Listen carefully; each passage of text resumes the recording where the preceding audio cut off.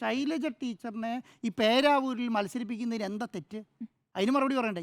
ഈ പറഞ്ഞ എന്തോ കുറ്റം പോലെ പറയുമ്പോ അതിൽ എതിർപ്പുണ്ടായിരുന്നു, അവർക്ക് അതിൽ വിഷമം ഉണ്ടായിരുന്നു.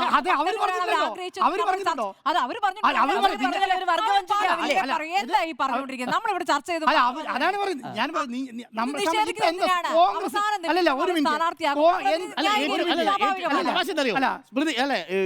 നമ്മൾ ചോദിക്കും കെ ശൈലജ പറഞ്ഞിട്ടുണ്ടോ? പറഞ്ഞിട്ടില്ല.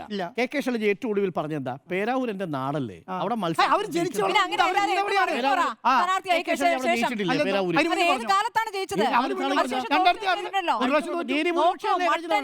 ഈ കേരളത്തിലെ ഏറ്റവും വലിയ ഭൂരിപക്ഷത്തിൽ ജയിച്ച ഒരാളോട് പിന്നീട് മന്ത്രിയാകണ്ടെന്ന് പറയുന്നത് അങ്ങനെ കോൺഗ്രസിന്റെ കുത്തകയായ പേരാവൂരിൽ അല്ലല്ല കോൺഗ്രസിന്റെ കുത്തകയായ പേരാവൂരിൽ വേറെ സാധനം അല്ല ഇത് അത് പറഞ്ഞ കാര്യമാണ്.